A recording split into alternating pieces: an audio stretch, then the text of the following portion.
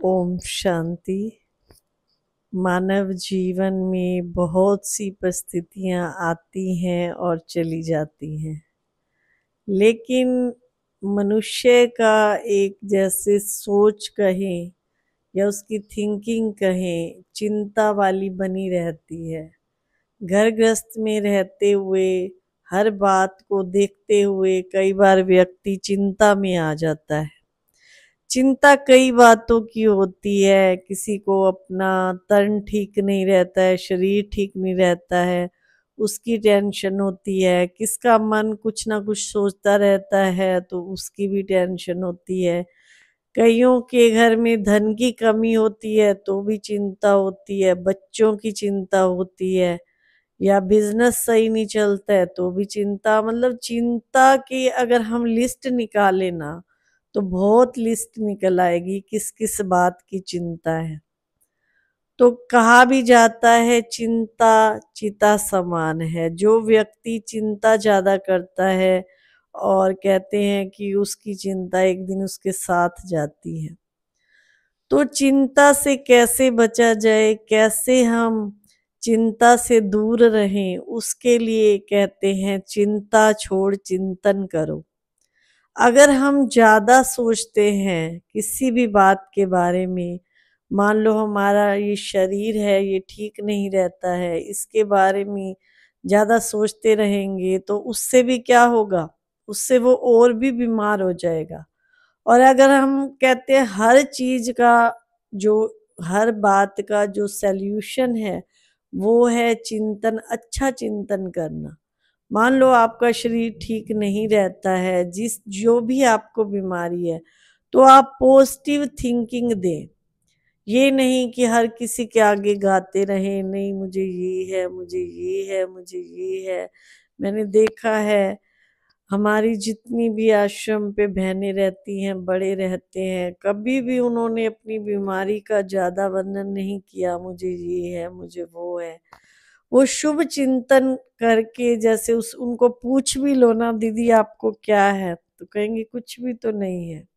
पैर पे पट्टी बांधी हुई होगी फिर भी कहेंगे कुछ भी नहीं। और हमारे जैसे हम तो कहेंगे नहीं ये हो गया, वो हो गया, बहुत दवाई खाई, ये किया, वो किया, तो भी ठीक नहीं हुई।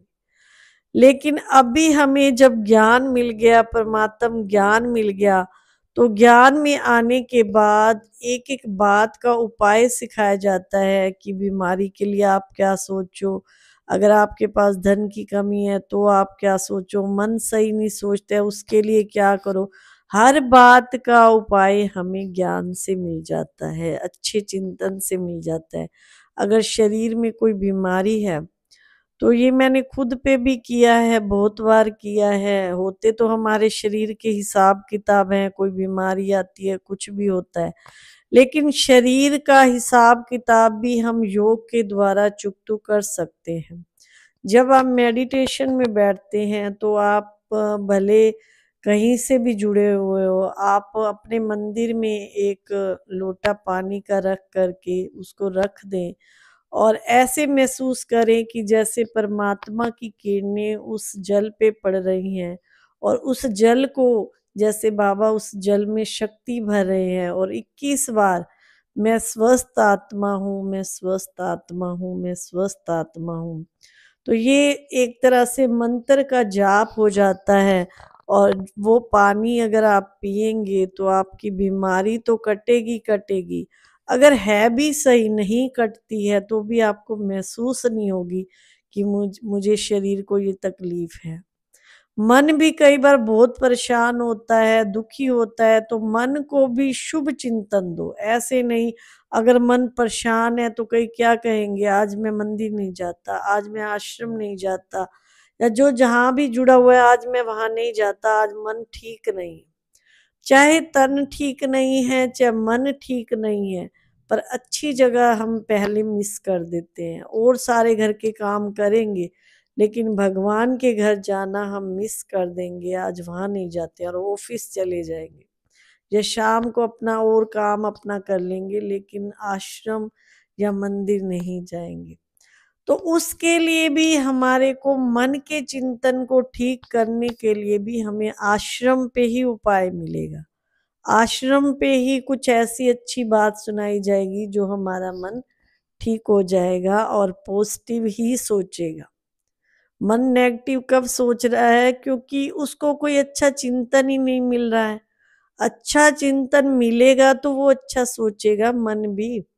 और धन की भी अगर आपके अंदर कमी है, जिस चीज की कमी है उसका दान करना शुरू कर दो। आप कहोगे हमारे पास तो है ही नहीं, तो हम कहाँ से दान करें?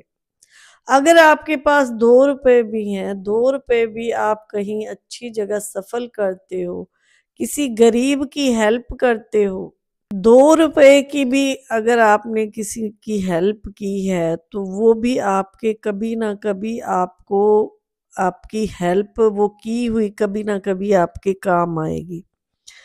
तो इतना धन का, तन का, मन का, धन का, तीनों को सदुपयोग जितना हम करते हैं उतना हमें ये तीनों चीजें निरोगी और अच्छी मिलती हैं। तन के द्वारा हम निरोगी रहेंगे, मन के द्वारा सदा हैप्पी रहेंगे और धन के द्वारा सदा हम क्या रहेंगे? धनवान रहेंगे। आज जो कहते हैं कि हमारे पास धन की कमी है, उनके पास इतना है, उनके पास, तो उन्होंने सिर्फ मतलब इस जन्म के कर्म नहीं होते हैं, बहुत जन्मों के कर्म इंसान के आगे आते हैं जो उनको आगे बढ़ने नहीं देते हैं। इसलिए अपना थोड़ा थोड़ा, चाहे आपके पास 20 रुपए रोज के हैं तो 20 में से 2 रुपए भी सफल कर सकते हो। हमारे से बहुत गरीब लोग हैं जिनके पास एक टाइम का भी खाने के लिए पैसे नहीं है, तो 2 रुपए का बिस्किट का पैकेट या 5 रुपए का भी आ जाता है। कुछ भी लेकर के आप, अगर आप थोड़ा थोड़ा अपने यज्ञ से निकालेंगे, अपने घर से निकालेंगे, तो आप देखना तन मन धन तीनों से आप भरपूर रहोगे। और रही बात फैमिली के टेंशन की, कई बार फैमिली में ऐसी बातें हो जाती हैं, तो उसके लिए भी हमको पॉजिटिव चिंतन रखना है, कभी भी नेगेटिव नहीं सोचना है। जैसे भगवान के घर में हम कोई काम करते हैं तो यही कहते हैं कि हम सेवा कर रहे हैं, सेवा कर रहे हैं। तो ऐसे घर गृहस्थ में रहते हुए भी कभी भी अपनी फैमिली के लिए बोझ ना समझो कि फैमिली के लिए मैं पूरा दिन करती रहूं, मैं तो कर कर के थक गई हूँ। तो ऐसा चिंतन भी इंसान को कमजोर बना देता है। अगर हम सेवा भाव रखते हैं बच्चों के प्रति, परिवार के प्रति, तो यही परिवार फिर आगे चल कर के हमारा भी सहयोगी बनता है, हमारी सेवा करता है। तो ये छोटी छोटी बातें जब हम अपनी लाइफ में अमल करना शुरू कर देते हैं, अपने जीवन में उसको धारण करना शुरू कर देते हैं, तो हमारी लाइफ बहुत ही अच्छी कट जाती है। जिसको कहते हैं चिंता, चिंता चिंतन के समान, फिर वो चिंतन में ही हम रहते हैं हर समय। हमें चिंता किसी चीज की नहीं रहती है। क्यों? क्योंकि हमारी चिंता करने वाला कौन बैठा है? स्वयं भगवान बैठा है, मैं तो उसका छोटा सा बच्चा हूँ। चिंता के साथ दूसरी बात आ जाती है भय की। जिस व्यक्ति के अंदर चिंता होती है उसको, उसके पास डर रहता है, हमेशा किसी ना किसी बात का डर रहता है। तो वो डर भी हम अपने अंदर से कैसे निकालेंगे? जब हम अपने आप को आत्मा समझेंगे। अभी हम शरीर के भान में रहते हैं, 24 घंटे शरीर की ही लेन देन, शरीर की बातें करते हैं, तो हमें डर लगा रहता है। हमने कई भाई बहनों के मतलब अनुभव सुने हैं कि अकेली माता रात को कहीं कहाँ चली गई, उसको कोई डर नहीं लगा, और उसने क्या सोचा कि बाबा मेरे साथ है। ऑटो पे बैठी है तो भी जो ऑटो चलाने वाला है उसको ऐसे महसूस हो रहा है इसके साथ कोई बैठा है, इसके साथ। देखो कितनी बड़ी ये शक्ति है।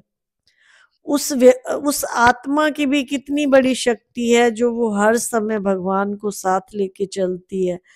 क्यों? दूसरों को उसके द्वारा अनुभव हो रहा है कि भगवान इनका साथी है। भगवान को साथ लेके आप कहीं भी चलो, तो अगर आप सड़क पे जा रहे हो तो आपका शरीर नजर नहीं आएगा दूसरे को, उसको दिखेगा कोई चलता हुआ फरिश्ता जा रहा है।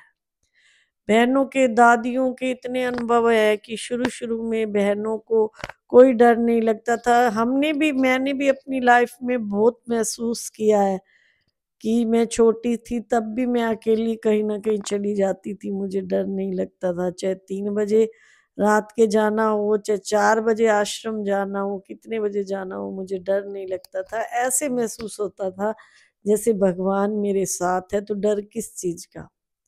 कोई हमारा क्या बिगाड़ लेगा अगर भगवान को हम साथी रखते हैं। जैसे आपने देखा होगा, जब अर्जुन युद्ध कर रहे थे तो उनके पीछे कौन बैठा था? श्री कृष्ण रथ चला रहे थे, तो अर्जुन को कोई चिंता नहीं थी। क्यों? क्योंकि उन्होंने क्या कहा कि मेरा साथी कौन है? मेरा साथी तो भगवान है। तो साथी बस भगवान को समझो अपने साथ। मैं हर वीडियो में यही कहती हूँ कि भगवान मेरे साथ है और मैं मास्टर सर्वशक्तिमान उसका बच्चा हूँ, मेरा कोई कुछ भी नहीं बिगाड़ सकता है। इतना अपने अंदर विश्वास हो, इतनी हिम्मत हो, तो ही हम अपनी लाइफ में बहुत आगे जा सकते हैं। ओम शांति।